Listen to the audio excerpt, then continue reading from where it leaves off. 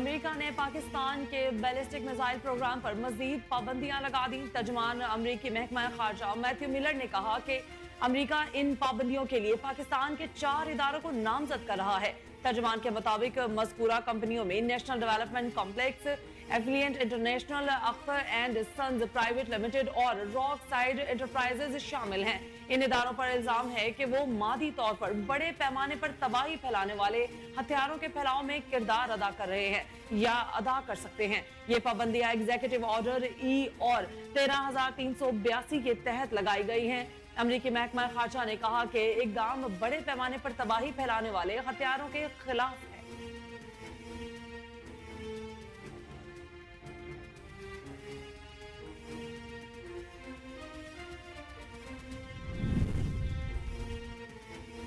پاکستان نے امریکی پابندیوں کو معتصبانہ قرار دے دیا۔ ترجمان دفتر خارجہ ممتاز زہرا بلوچ نے امریکی پابندیوں کے بارے میں رد عمل میں کہا کہ نجی تجارتی کمپنیوں پر امریکی پابندیاں افسوسناک ہیں۔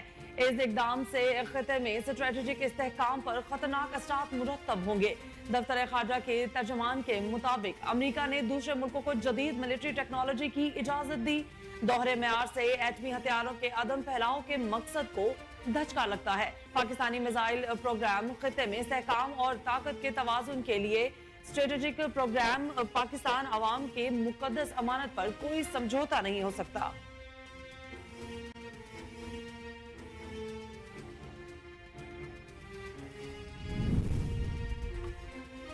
وزیر اعظم شہباز شریف نے انڈونیشیا کے صدر سے ملاقات کی، جس میں باہمی دلچسپی کے امور پر تبادلہ خیال کیا گیا۔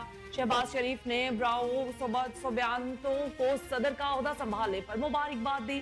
دوران ملاقات دونوں رہنماؤں نے باہمی دلچسپی کے امور پر تبادلہ خیال کیا، جس میں دو طرفہ تعلقات بشمول سیاسی، تجارتی اور اقتصادی امور کے علاوہ کثیر الجہتی فورمز پر تعاون شامل ہے۔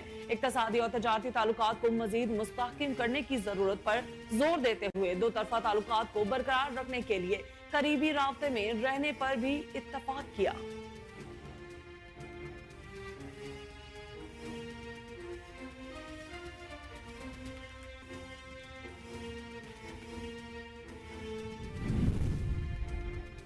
ملک میں سیاسی ڈائیلاگ کا شور۔ اسپیکر قومی اسمبلی نے حکومت اور پی ٹی آئی میں مذاکرات کے لیے ثالثی کی پیشکش کر دی۔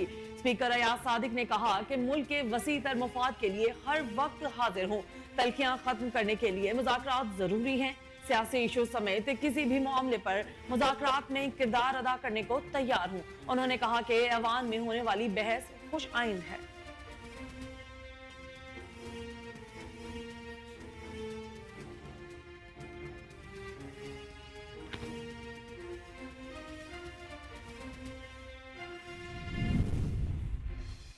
لاہور ہائی کورٹ نے بانی پاکستان تحریک انصاف کی درخواست پر بذریعہ ویڈیو لنک پیش کرنے کا نوٹیفیکیشن کالعدم قرار دے دیا۔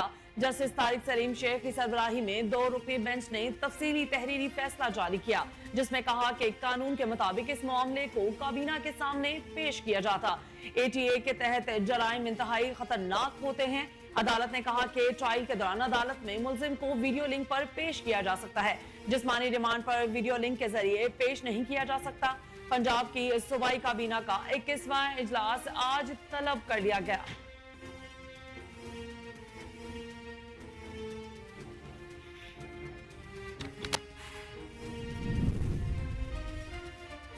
پنجاب کی صوبائی کابینہ کا 21واں اجلاس آج طلب کر لیا گیا۔ وزیر اعلیٰ پنجاب کی زیر صدر صوبائی کابینہ کا اجلاس طلب کیا گیا۔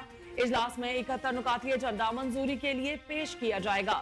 ورلڈ بینک کے تعاون سے پنجاب کلین ایئر پروگرام کی منظوری لی جائے گی۔ اجلاس میں CTD کے لیے اضافی گرانٹ کی منظوری کا ایجنڈا پیش کیا جائے گا۔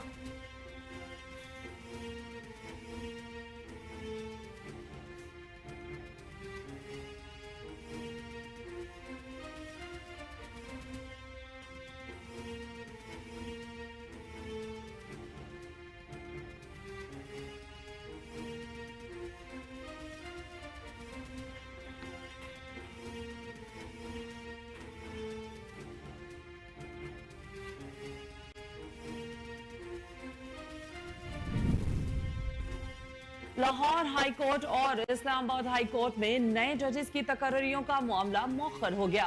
रोज की हतमी मंजूरी तक नए जजेस की तकर्रियों का अमल मौखर किया गया। 21 दिसंबर को 32 रुकनी जुडिशल कमीशन के सामने जजेस की तकर्रियों के लिए मुजवजा रूल्स पेश किए जाएंगे। जुडिशल कमीशन के इजलास के लिए एजेंडे का नोटिफिकेशन जारी कर दिया गया। चीफ जस्टिस पाकिस्तान बतौर chairman judicial commission of Pakistan इजलास की सदारत करेंगे। 21 दिसंबर को जुडिशल कमीशन के इजलास में से नए जजेस की तकर्रियों का एजेंडा निकाल दिया गया।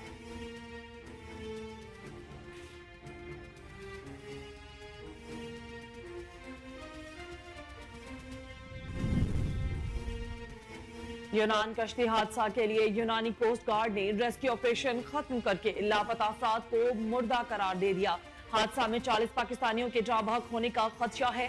हादसे में 5 पाकिस्तानियों की अमवात की तस्दीक हो चुकी। जाँ बहक अफराद में पसरूर के 4 नौजवान भी शामिल थे। सुफियान, आबिद, शब्बीर अख्तर और जैन अली बेरहम लहरों के नजर हो गए। डिप्टी डायरेक्टर FIA गुजरावाला के मुताबिक जाँ बहक अफराद के लवाहिकीन ने एजेंटों के खिलाफ मुकदमा दर्ज करा दिया।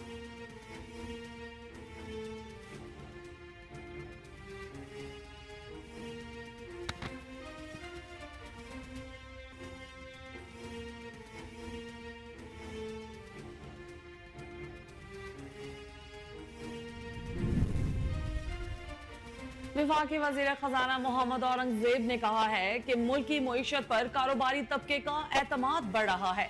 रवा माली साल के आखिर तक तरसीलात ज़र 35 अरब डॉलर से तजावुज कर जाएंगी। इक्तसादी राब्ता कमेटी के इजलास से खिताब करते हुए इनका कहना था कि जल्द ही हम ज़र मुबादला ज़खायर 3 माह की बरामदात के मुसावी ले जाएंगे। करंट अकाउंट सरप्लस 10 साल की बुलंद तरीन सतह और महंगाई 6 साल की कम तरीन सतह पर है। खाने पीने की अशिया की कीमतों में इजाफे को संजीदगी से ले रहे हैं। आलमी मंडी में मुर्गी और दालों की कीमतों में कमी और ईंधन सस्ता होने के बावजूद मुल्क में दालें महंगी हो रही हैं। इस महंगाई का जिम्मेदार मिडल मैन है। और पंजाब के महकमा तालीम ने स्कूलों में मौसम सरमा की छुट्टियों के लिए नया नोटिफिकेशन जारी कर दिया। महकमा तालीम पंजाब की जानिब से जारी नए नोटिफिकेशन के मुताबिक सूबे में मौसम सरमा की छुट्टियां अब 20 की बजाय 23 दिसंबर से होंगी। स्कूल 13 जनवरी को खुलेंगे। सिंध भर के तालीमी इदारों में 21 दिसंबर से 31 दिसंबर तक तातीलात होंगी। छुट्टियों का इतलाक तमाम निजी और सरकारी इदारों पर होगा। इससे कबल पंजाब में निजी और सरकारी स्कूल्स में 20 दिसंबर से 10 जनवरी 2025 तक छुट्टियों का नोटिफिकेशन जारी किया गया।